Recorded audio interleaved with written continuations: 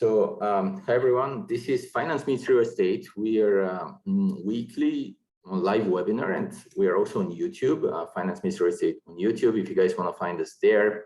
So we do like live sessions every Tuesday with lots of amazing guests like our guest here today. So today we're having Jasdeep Khera, so the founder of YieldWing and Goucher Group. So he's going to talk about real estate analysis from scratch. So like different data and tools to analyze real estate. It's a great topic. As you guys know, I'm like very interested in like analysis of real estate myself. And so Jasdeep is the founder of the company. He leads fundraising, deal origination, and property development. And prior to his venture, he was a vice president at a $2 billion private credit firm based out of New York City, where he advised over 10,000 financial advisors in the Midwest and New York City area on alternative investments. So he was also an advisor consultant at the largest privately held $200 billion mutual fund firm based in Jersey City. And he has experience in actuarial risk sales at the Fortune 500 company. So he's an expert real estate investor. He designed a proprietary model for identifying and valuing both urban and rural investment properties located anywhere in the US. And he holds bachelor's in economics from the City College of New York. And he currently resides in New York City, Queens. So with that, I'm going to pass it on to Jasdeep. And if you guys have any questions, feel free to speak up or put them on the chat, and we will relay it. And yeah. It's a pleasure, Jasdeep. Excellent. No, Stefan, thank you. And I'd like to preface everything with just a special thanks to Stefan for making this happen. Not really only for the promotion, but also for the value add in providing education. I participate on your Tuesday webinars quite frequently. I've learned a lot. We've implemented a lot. So for that, I thank you. Now, really to preface, today's meeting, I'd like to make it conversational. Briefly, we'll start off with just a quick intro about me, a little bit about myself, how I got into real estate investing, and then we'll kind of pivot more into kind of a fundamental understanding of where to start with real estate analysis. So I actually signed my first investment property back when I was 20 years old. My father actually spoke me out of it because it was out of state, unfortunately. But that's where I really started getting a little more inquisitive on how can I best model, what type of specific criteria can I look for that could help my model accelerate over time and understanding, okay, what areas within the US are value add areas, right? So a little bit about my background. I'm a student of economics. I graduated in 2012. It was a pretty rough job market after 2008, but I was pretty fortunate. I was picked up by a Fortune 500 company, moved down to Atlanta, Georgia. I spent about 2 years there. I was doing actuarial risk sales, selling proprietary actuarial software to C-level executives. That includes chief risk officers, controllers, et cetera.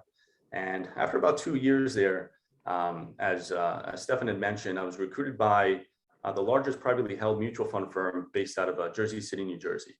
And there, I covered primarily the Midwest and Northern Florida territory, working with anywhere from 10 to 20,000 financial advisors. And that really was across all channels. That included your Wirehouse, Morgan Stanley, UBS advisors, also included your RIAs, which are your registered independent advisors as well, and primarily sold mutual funds relating to equities and fixed income.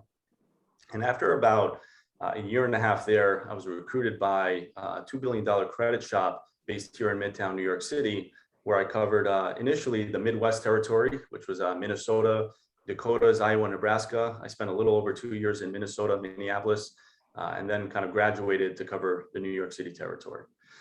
I initially, as I mentioned, took my first shot at real estate when I was about 20 years old. That's when I was down in Atlanta, Georgia. I signed on the property, went through the entire process, jumped on a call with my dad to let him know, hey, I just signed down on this property. And he ended up talking me out of it. I'm not sure how many of you have kind of read that book, Rich Dad, Poor Dad, but my dad has that perhaps poor dad mentality of save your money, keep it in the bank or keep it under your bed. I guess you can say I have a bit more of a risk appetite than my father does.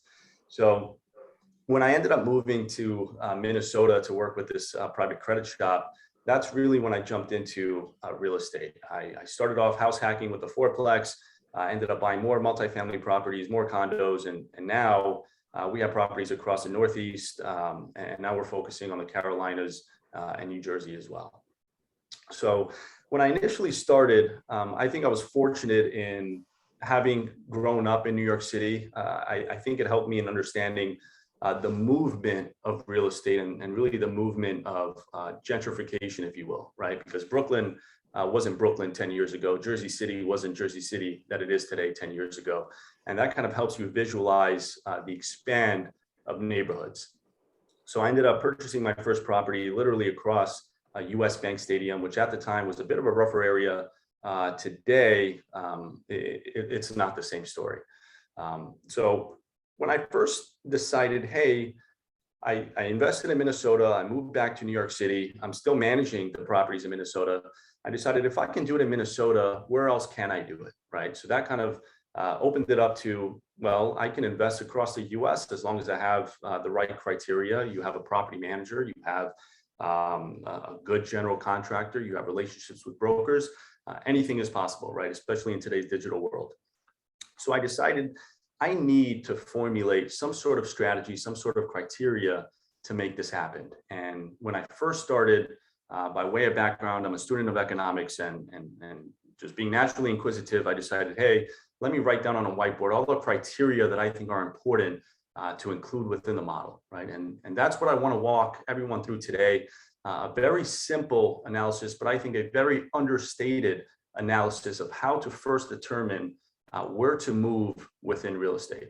And it's not a lecture on Python or any of the more complicated modeling or statistical analysis forms, but this is a great start. And one thing that I've noticed is even after talking with experts in the industry, the first simple model that I kind of conjured up on Excel has sometimes disproved what I've heard from some of these industry experts. So I encourage everyone, read the news, yes, but sometimes it's important to cancel out the noise, do your own research, identify your own data. So with that, I'll kind of share my screen and walk everyone through what I think are some of the more important criteria just to get started.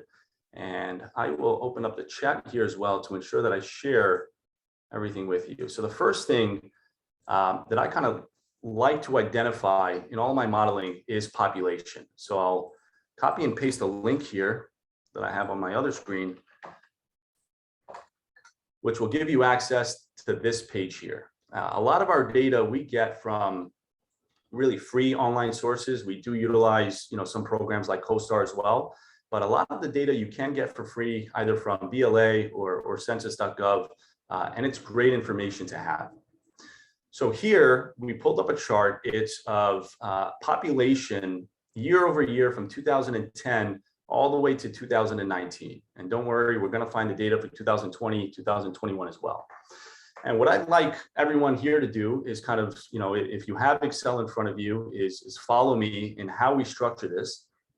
Unfortunately, I'm on a Mac computer for whatever reason, the Excel download does not work, but you can even download it as a zip file. So if you were to download it as a zip file, you open it up here, it will give you essentially all the data that you need to look at. So this is a year over year by state, Alaska, Alabama, Arizona, and the population within each. So I don't think we need this criteria up top. What we can do is create a pivot table here. So essentially, if you have Excel, you just go to Insert Pivot Table. And the reason we're doing this is to better understand, or I suppose better visualize. Give me 1 second. Actually, nope. I messed that one up. Here we go. Is to better visualize the population per state. So here we have the name, and then I believe the columns, nope, 1 second. Okay, I'm not getting it right this time. Just give me 1 second. Okay, so instead of count of population, it should be sum of population. I think that's where I'm going wrong. And then perhaps the name should be in the columns. Nope. We also got to get it year over year. Okay. So here we have all this information on a year over year basis, right? So for Alabama, 2010, for whatever reason, they have 3 inputs. You have the information for 2011, 2012, 2013. What I simply do here is Control Shift to the right and Control, you don't need the last row, so we can take that out. And then Control Shift down to copy all of this data into a new sheet. So if you click down here, Control V to copy and paste, you have all the data here. All right, so nice clean data. And here, since they show 2010 3 times, we can delete the first 2 rows.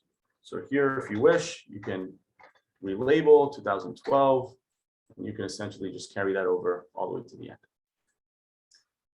Now, once we have this data nice and neat into an Excel sheet, the first thing that I like to think about is, okay, where is the population trending, right? Is it increasing or is it decreasing in that particular state?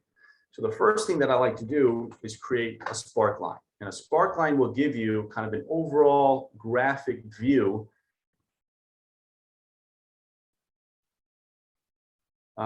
Stefan, I'm not sure what you're referring. Okay, I think you're answering somebody. Great. So here on the Sparkline, simply click Sparklines on the Insert tab, click on Line, and then you just highlight the rows for which you would like the Sparkline for, right? So then you could just simply drag it all the way down. The double click, for whatever reason, does not work on the Sparklines. But this here will give you a very good visual of, okay, where are population trends increasing and where are they decreasing, right? So for Connecticut, we're seeing a sharp decrease. I'm pretty certain in West Virginia, we'll likely see the same thing, a sharp decrease here. But certain other states like Idaho, which is right here, we're seeing population increases, right? So great initial visual of which way the population is trending. And the reason I like to start off with population is it's just generally a great metric, right? If population is moving out of that specific city or that specific state, chances are new investments are not moving into that state. So then what I'll do is do a 2010 to 2019 percentage change. So here we'll create a formula of the population in 2019 minus 2010 divided by 2010. And you change that to a percentage. So that will show you that in Alabama, there was a 2% population change from 2010 all the way up to 2019, right? So to get a better idea of, okay, who are the laggards and who are not, I usually like to do conditional formatting and highlight the top 10 or top 15% of increases. So we notice Colorado, DC, Florida, Idaho, Nevada, Texas, and Utah witnessed sharp increases in population between 2010 and 2019. Now, we can get even more granular, which I like to, in understanding how have populations changed more recently. Maybe we want to look at figures from perhaps 2019 to 2021. I don't think that 2022, obviously not, data is not out yet, but I believe that 2020 to 2021 is out, and I will copy and paste that into the chat as well. And that is also opened up on this screen here, I believe. So here is the population from 2020 to 2021, which we can drag here as well. So essentially what I did was I created a sample sheet, I think, that we can look at. I created this morning, where I also broke down 2018 to 2021 changes as well. I inserted the 2020, 2021 rows, which we got from the link that I just shared inside the chat, to better understand where has the movement migrated more recently, right? And if we look at 2018 to 2021, Delaware saw a 4% increase. Idaho saw a 9% increase. Montana with 4%. Billings has been, for whatever reason, a big hotspot. Jersey as well, that may be due to migration due to COVID from New York City to Jersey, which is a bit more affordable, though property taxes may be a bit higher. And then of course, Utah, right, which was at 6%. Now, one of the things that we dug into, and I think this was last year in a group meeting, is we always like to consider what's the median age within this particular city or the particular state that we're considering, right? So one of the things that we noticed, and I think I have it on one of my other sheets. Yeah, one of the things that we noticed initially was that baby boomers, 60 to 64, make up a majority of the population today. And that's followed by the millennials, 25 to 29, and those that are 15 to 29. And one simple, I guess, observation that we made is that those that are 25 to 29, especially if they have higher wage gains, which they do, they're going to start forming families soon. They're going to start having kids soon, right? And what are some of the criteria that millennials look for, or really anyone looks for when having a baby? They want to move into a safe area, but really the first thing that we look at is the schooling for that area. So that's something that we did in our analysis on a more detailed level to try to determine, okay, if we can pinpoint the states that we like, let's dig a bit deeper, move a bit further, look at some of the specific cities within those areas that we like, and identify those population migration changes and population changes in and out of that city. And then we compare that to the median income within that area as well. So on a more kind of higher level focus, today we're going to stick to state analysis. However, you can dig as deep as you want. All of this information on a city basis is also available on the Census Bureau website as well. Now, what we did, we kind of downloaded information relative to median income here as well. And I will paste the link that I used, and this information for the median income may be a bit outdated. I believe it's 2019 or 2020 numbers. Median income has increased since that. But the reason we like to see this data is so that we could better understand really the correlation between the median income and the average home price within that particular town, within that particular city, or within that particular state.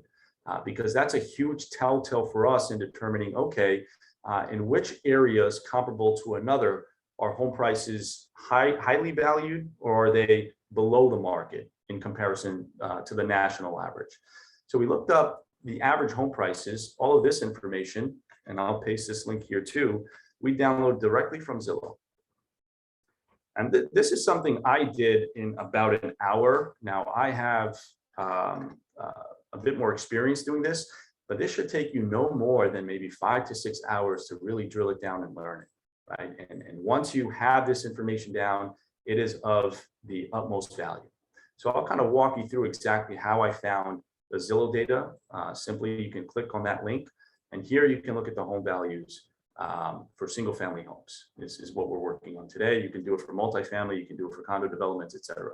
So here you can simply just download that information. It populates up in a CSV format or in an Excel sheet.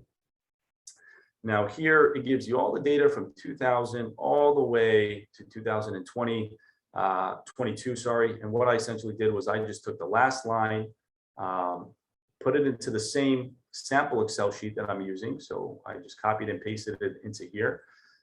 It does help many times to have some sort of experience with Excel, namely the index match function, because sometimes what would be easier here, if you wanted to line it up accordingly, you can always sort by A to Z.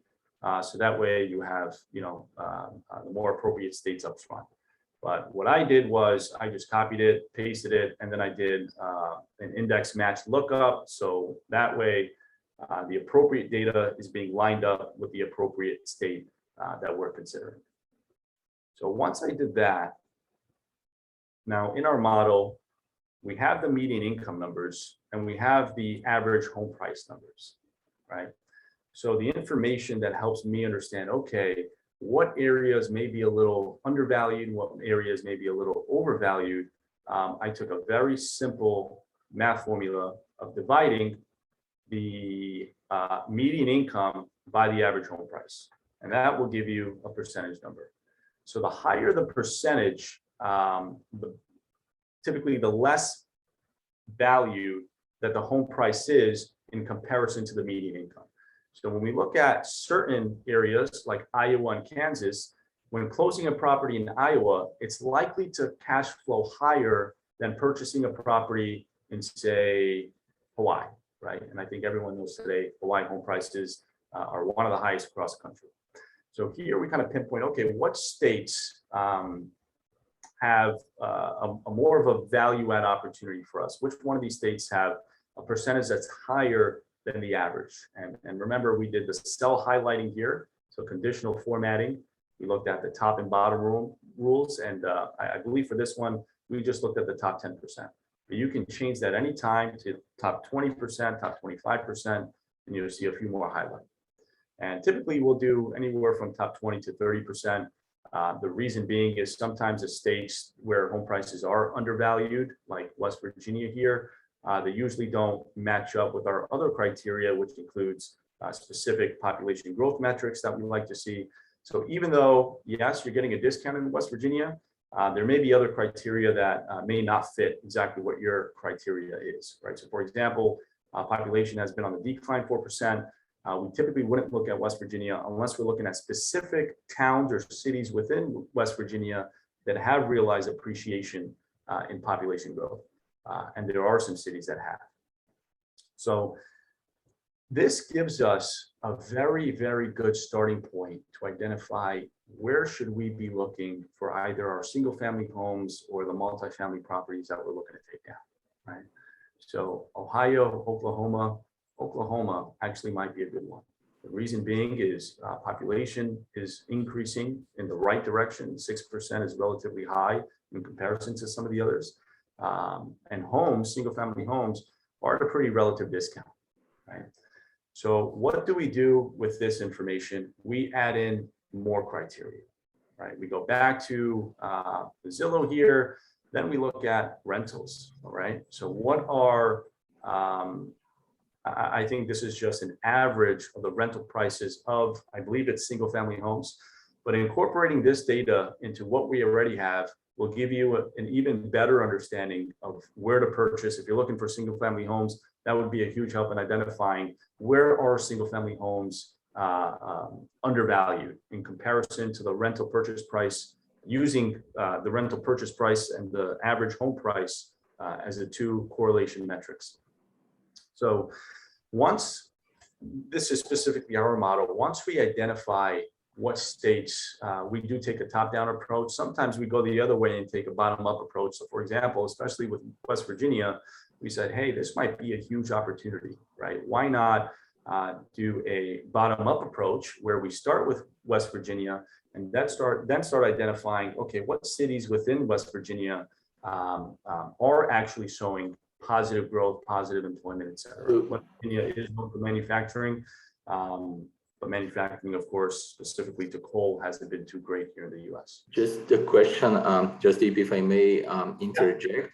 Yeah, so between, so in this kind of approach, so between affordability, like having relative affordability across states, let's say, like you mentioned, well, let's say West Virginia being an example of one where okay, there's very high affordability, but it's also not performing so well, right? So it's kind of like there's a little bit of maybe a trade-off. But what have you seen, like what correlation you would get between this sort of, how do I call it, baseline affordability, like, you know, like at the point of time, for the point of time affordability versus the actual like price growth that some of those regions have had? Because I mean, it's like one example with okay, West Virginia is you know, okay, not performing well. Then if we take like some of the very best performing, right? So we know, let's say Idaho is the best performing one, right? So sure. Idaho is at 27. Is it at what, 12% or currently? Yeah, I think I do understand your question. You know, yeah. So let's say, right. So let's say Idaho is already highly not affordable, right? Which is quite interesting. So that's actually can be like an indicator or something, right? But then it's also, you know, until most recent has been the best performing one, and sort of continuing. Again, that could reverse, right? But then let's say, or you take Colorado, perhaps, you know, and so forth. It's just like, have you seen like correlation between this kind of absolute affordability and Absolutely. Price performance. Mhm. Absolutely. We do look at that. And, Yeah. we also use Sparklines for that to help us identify, okay, say, for example, we do find a very nice niche where we think, okay, this might be a good investment opportunity for us. We will historically look at the median income and the average home prices within that area. And then we'll compare that to other comparables in other, I should say, like size cities or like size towns to see, okay, are the home prices going over what the ratio should be between median income and home prices, or are they still kind of in line within the Bollinger Bands that we're comfortable with? So, and this kind of brings me to the point I was going to explain a bit later, but I can show you guys now. The NAR actually gives you a housing affordability index, and I believe they do it by state as well. I'd have to double check. But here we can look at the metrics even from 2019 all the way to 2022, and we're starting to see that affordability is getting tougher over time, especially as mortgage rates begin to rise, right? Because one of the things that we're expecting to see pretty much for the ongoing future, at least for the next 3 to 4 years, is an increase in rents over time. So we're still strong proponents of multifamily investing. The reason being, especially in the areas that we consider, is there's limited supply of housing, and a lot of the millennials that were looking to purchase homes are going to be blocked out. And they're going to be forced to move into some of these single family starter homes now, right? If you were looking to purchase a single family home at $300,000, perhaps you could have afforded it a year ago, right? If your income is still the same today as it was a year ago, all of a sudden your mortgage rate or your mortgage monthly P&I may have increased from 2,000 to 2,800. And based on those metrics, based on that debt service coverage ratio, the bank may now not give you a loan to do that. And that's going to force you to be a renter for much longer in an environment where there's already a constricted supply of housing. So did that touch on your point, Stefan? Yeah, a little bit. Well, it's just a few, if you have, let's say, New York City, right? Sure. It's going to be low on that's NAR affordability. It includes the mortgage side, right? It includes the mortgage payments. It's a different thing, right? And that's actually a great thing to look at now, perhaps for many reasons. But just like, let's say if you have like highly not affordable, I'm just not so sure if like affordability is a predictor of future price appreciation, because we have like highly not affordable cities that perform very well. Sure. And then the I opposite. agree with you. Yeah.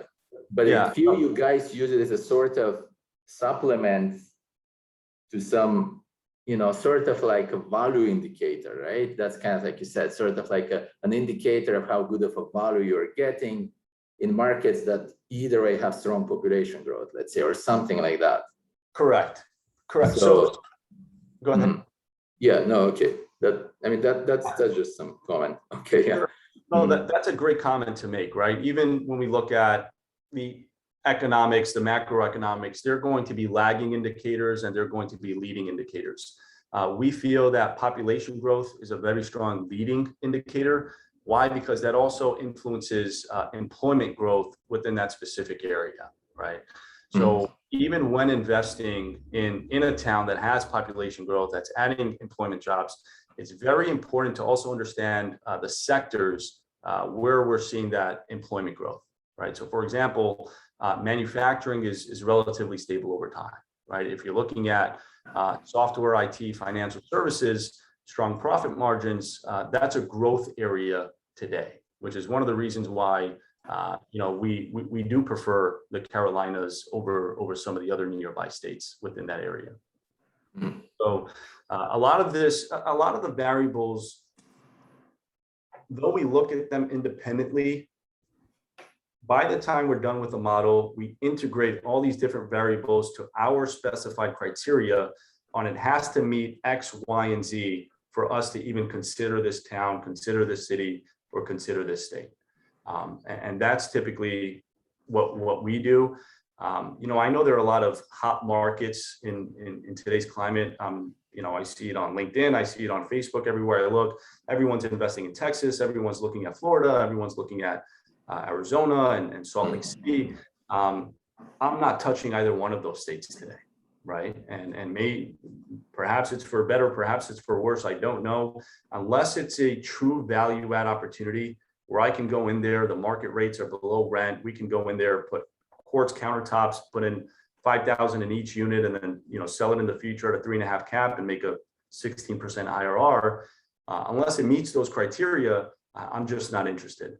But in general, if it doesn't fit our criteria, we don't even focus on it. Even if a broker brought me a project in Dallas, Texas today, I would not look at it. And the reason being is, especially in this business, I think it's essential to be focused. Why? Because when you're focused, you have better broker relationships, you have better lender relationships, and you make less mistakes by doing so.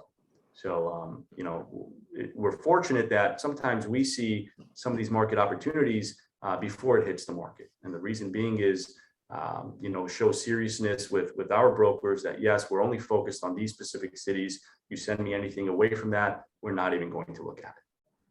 But moving forward, once we identify these specific criteria, kind of step back a bit, I'll give you an example about Salt Lake City, Utah. So about 4 or 5 years ago, I was analyzing Salt Lake City. Unfortunately, I did not invest in the area, but I regret not doing so. And one of the reasons being is what we identified was the average median age in Salt Lake City was around 30 to 35 years old. That means there were a lot of millennials, right? And we understood that, okay, soon millennials are going to start getting married, they're going to start having kids, the employment looked great within that area. But what really led us to consider that specific area was the geography of it.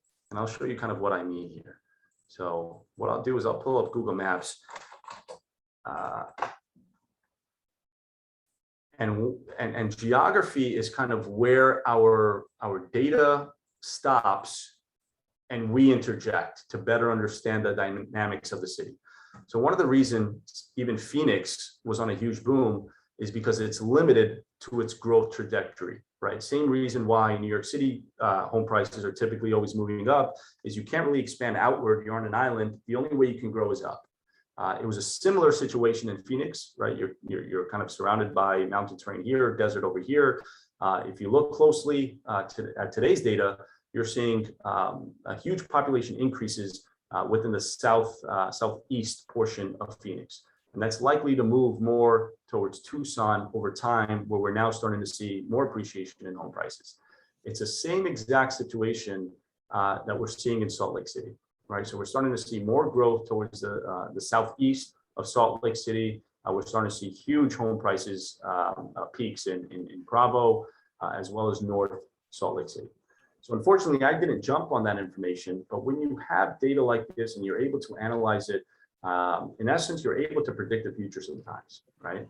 So if I were a property developer looking to build, 30 units, I would have, back in 2015, I probably would have had the foresight to determine, hey, likelihood is because it's surrounded by mountain terrain on both ends, Salt Lake City is probably going to continue moving more down or more north. That's probably the area in which I should start my property development in, right? So back to that kind of Salt Lake City millennial example that I was referring to. One of the other things that we'll look at, especially if it's a millennial market, is the schooling within that area, right? So we'll match the median income of millennials with the average purchase price of the specific towns. And by matching them, we'll determine based on the average millennials' median income, what neighborhood are they more likely to move in, right? Because if it's the average home price is $800,000, chances are they're blocked out of that market. But if the average home value is $300,000 to $400,000, chances are millennials will move into that area. And that's when we also consider schools, right? So I have a website here that I typically utilize for that. It's a Great Schools, I believe it's .org, if I'm correct. Yep, greatschools.org. So you can type in, Salt Lake City,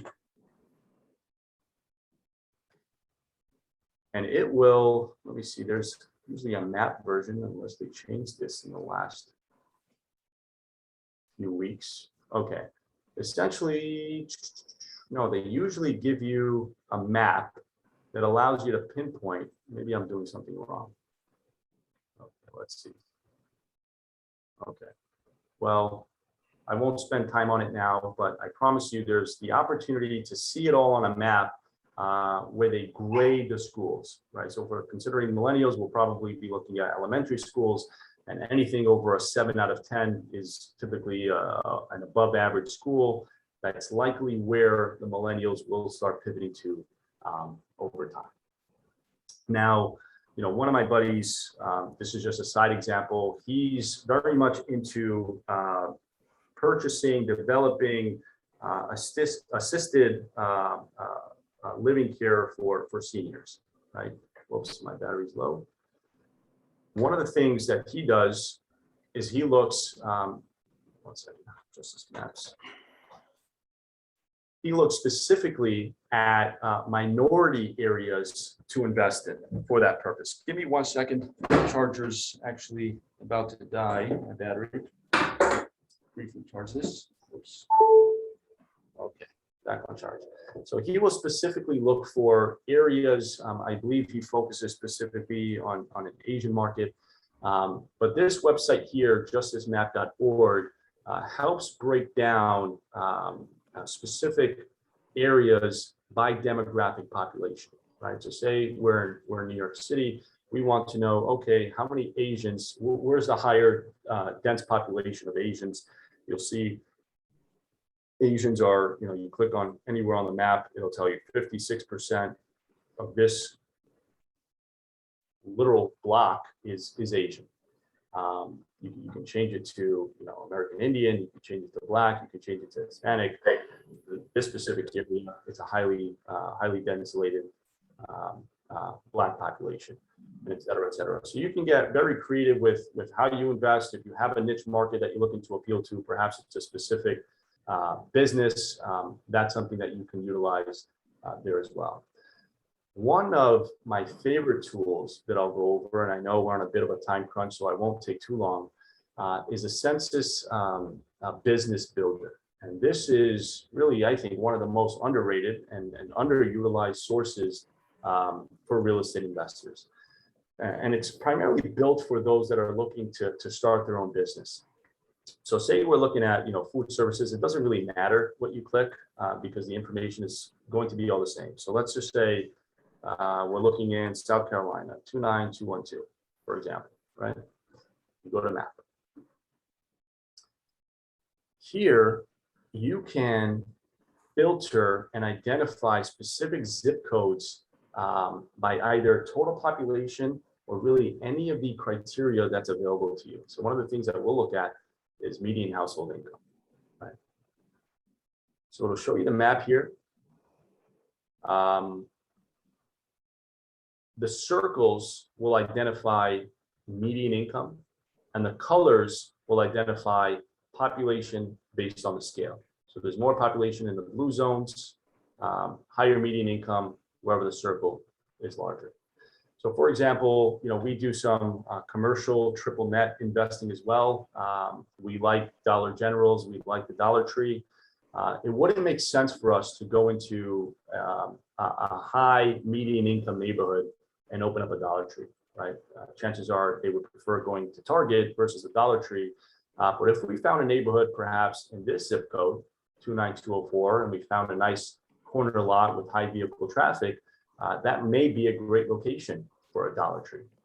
So there are many ways to use this information. I encourage everyone to get, you know, as creative as you can in identifying what criteria can influence what, because at the end of the day, economics isn't just simple math, but it's consumer behavior involved there as well. But yeah, this is kind of where I started the process, and then, you know, we always like others' opinions as well. I listen in on Stefan's other webinars to get other ideas. But really, if you're interested in real estate, it is a network business. It's very, very important to go out there, share what you know, and absorb or glean from others what they know. And the last thing I'll share with you guys, this is a bit outdated, but this is a census flows mapper. I'll copy and paste this link here as well. And it shows us it shows us the direction of where people are moving. So I typed in Lexington City, Virginia, which I'm not even sure where it is. I meant to do Lexington County, but this will show you out of that specific county, where are people moving to and where have people moved in from, and what's the net number? Are people moving in more or have people left the city more? Unfortunately, this data is only until 2019.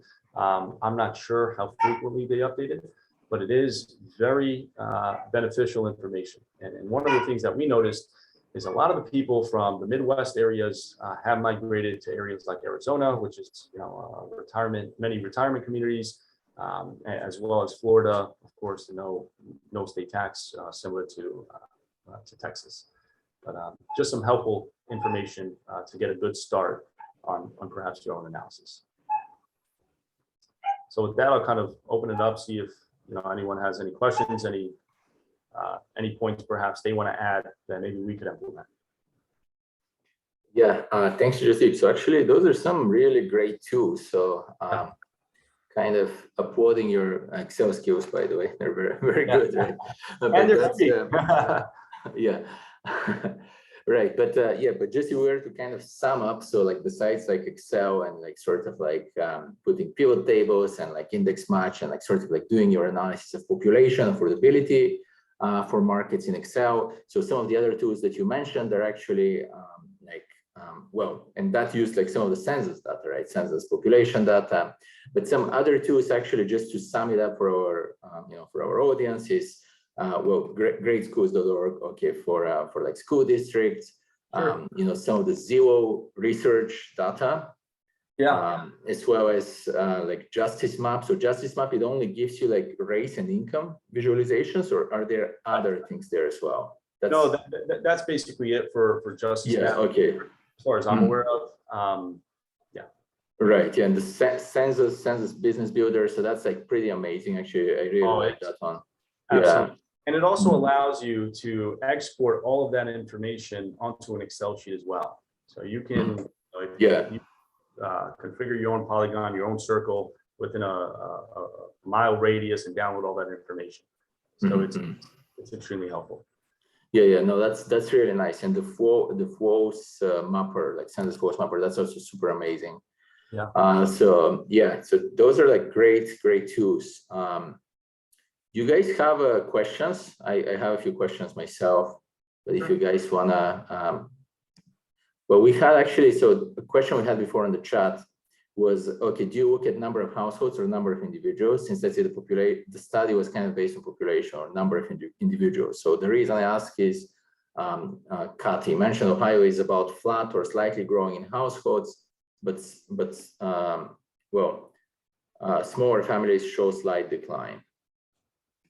I'm not sure if I understand the question. I think I may have. I guess he's referring to, do you also look at the actual population change versus just the percentage? Is that correct? No, I think that's your question. Go ahead. Here, the question is, Northeast Ohio is mainly what I'm talking about because that's where I'm based. But when I look at Ohio population statistics, and I haven't looked at the last year, which apparently shows a pretty big increase. But what I've noticed in other demographics projects is that Northeast Ohio population is a slight decline, or a lot of counties are in Northeast Ohio, but the number of households is slightly, is rising slightly. So what that means is a household is the party who's going to rent or buy a house, right? So because there are fewer children in each household, the net population is declining. So I just wondered whether you account for any of those nuances. Sure. So I guess you're referring to birth rates. Is that accurate to say? No, just the number of people, net people in a county, for example, Oh, sure. No, is declining. Yeah, okay. because of the birth rate, right. Sure. But the number of households is flat or increasing. Gotcha. So do I particularly look at that? I do not. Maybe that is an area that perhaps we should consider, but essentially how we model everything out is we put everything on a weighing scale based on its relevance or based on its importance to what we think should be incorporated within the model, right? So this figure, I understand exactly what you mean by it. What I would probably rank higher than this specific criteria is just the overall population within that area, because I'm not exactly sure how this specific criteria could help me measure whether rental prices will be going up or rental prices will be coming down based on the number of people in each household. It's more like, if I may interject, it's kind of like pointing, I think Kati is pointing to the difference of what if households are growing but population is declining, let's say this kind of thing. Like, should you be looking at number of households or number of individuals? That's this kind of question. So I feel like sometimes, like, I know some multifamily operators, they do look at number of households because they think, okay, that's our customer, like sort of our customer is a household, right? Not an individual. So like this kind of perspective. Sure. We look more at number of individuals than we do at number of households. Mm-hmm. And so another question on the chat, actually. Well, so what about, let's say, crime rates, right? I'm sure you guys look at crime rates. Absolutely. It's just yeah, absolutely. And city data is one of them. So we look at, let me see here. I think I have a list of some of the websites that we utilize. Yeah, city data we utilize for crime rates. I believe even, I'm not sure if it's Redfin or apartments.com that also have crime rates per area. But usually what we notice is there's usually a correlation between median income and crime rates. So based on how we weigh it out, given that there's a positive correlation between the two, sometimes we can just use one to predict the other. Yeah, which I kind of agree. Yeah, usually if one even just went by median household income, it's like quite a good predictor, actually. It's quite impressive. Yeah, like one would be able to filter like all the high crime areas by just filtering below a given level of median income often.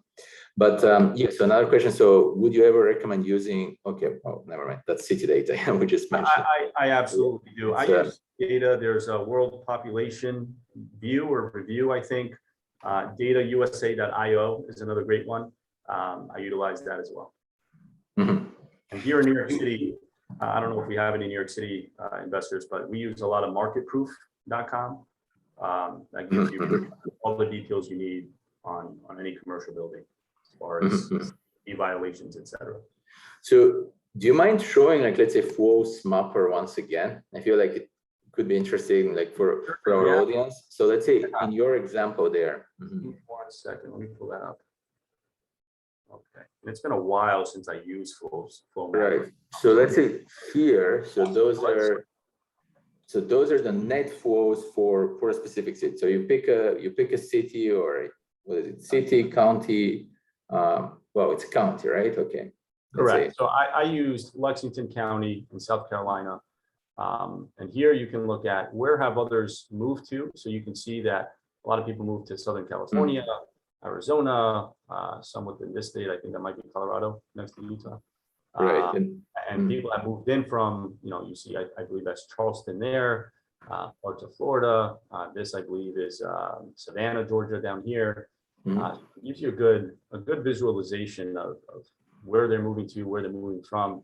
And then you could view it all on a data table as well. So you can see that 15 moved to Alabama in Cleburne County, 42 moved in from Alabama, from Covington County, etc. And you could export all this information to an Excel sheet as well. Which is super nice. So let's say if we put in New York City, perhaps are we going to see like an outflow towards Miami, let's say, like New York County? Yeah. Is that, and some other places, just curious. Absolutely. So And what I always say is never let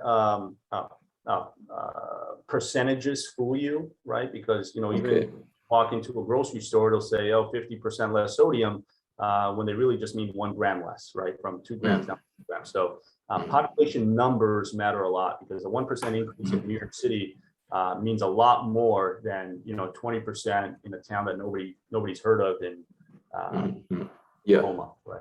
So this is it for New York County. Seeing a lot of people move upstate New York, down up to Maine, California, a lot in Florida, but actually some moving in from parts of Florida, parts of California. Interesting, yeah. Yeah, it's very interesting stuff. But you know, on the last note, through 2019. Okay, sure. Yeah, the last note I'll leave here with a little bit, as I mentioned, about kind of what I'm doing today. It was about a year and a half ago where I decided, you know, hey, I've been out here raising, you know, millions of dollars for these financial firms. Why not do it for myself, especially because I have the understanding of alternatives and within real estate, which is what led me to formulate this website. So it's yieldwink.com. We offer direct investments in our real estate, private equity, and private credit offerings. And private equity is essentially just businesses. We're not very big on venture capital today. We're more so on your plain old, you know, boring businesses like quick service restaurants, the Applebee's, the KFCs, the car washes, the laundromats, and then of course real estate. So we opened it up. We did our soft launch in March, so it gives you the opportunity to join our wait list, and everyone on our wait list gets first look at the next offerings that will be available on our platform. And you know, this was actually the first fourplex that I had closed. These are some of the condo units and commercial properties that we ended up moving into. But you know, I'm very excited about it. You know, it seems like after my last conversation with Stefan, we're hoping to partner together on a few here as well. But yeah, just wanted to share that bit. So do you guys have currently offerings in private equity too, or is it more in the future? Yes, we do. We have, so private equity means a slew of things. We're not focused on micro startups, anything of that sort. Yeah, understood. Yeah. We think sort of established businesses. But yes, in the boring businesses, we do. We have about 25 KFCs, a few Burger Kings, and now actively we're in contract for 19 Applebee's across the Midwest. We haven't closed on it yet, but we're hopeful to do so soon. Oh, that's pretty cool. So Yeah. So how do you underwrite those? Like sort of on EBITDA, like sort of like their EBITDA to sort of EBITDA? Yes, it's very similar to what we would do with any other offering. There's always a multiple involved. But one of the first things that we always look at is, you know, what's your rent to sales ratio? In QSR, you typically want it to be below 10%. So depending on the specific business, we understand the operating margins of the business, and that's kind of how we go into, you know, what's a value add opportunity and what's not. But we were more into the triple net, where we just buy a building, we lease it to a QSR restaurant. But you know, today's markets, cap rates are, you know, sub 5%. If you're looking at someone like a McDonald's or Starbucks, you're looking at a 3.5 cap. We don't think the juice is worth the squeeze right now. So we've kind of pivoted more to, hey, let's be the operators ourselves. How do you discover like the private equity ones? Is it just broker relationships, I assume, or do you do like other sort of campaigns? It's a bit of both. This opportunity actually fell on our lap. So, you know, my partner, he does a lot within the commercial space. He's a lot more seasoned than I am. He has hotel developments here in the city. He has a lot of commercial properties. So he's been engaged with this specific person for quite a while, and that's how it's talked about. Okay, got it. Interesting. Okay. So yeah, so you guys make sure to check out yieldwink.com. Yep. And what are some good ways to reach to you? Sure. Yeah, you can reach me directly at info@yieldwink.com. I'll post it in the chat here for you guys as well. Wink.com. Yeah, I think that would be the best. That comes directly to me, and I'm happy to chat. If you know, perhaps we've partnered with many. If you perhaps see a deal, you need a partner to work on the deal with you, or you just need help with underwriting, I'm here for it. Absolutely. Yeah, that was great. Those are great tools. I took Sure. note myself. So that's very nice. Thank you, man. I think everybody should appreciate what you're doing, taking the time out every week. It's great. So thank you. Thank you as well. Okay. And thanks to everyone for joining us. Have a good night. Thank you. Have a good one. Thank you.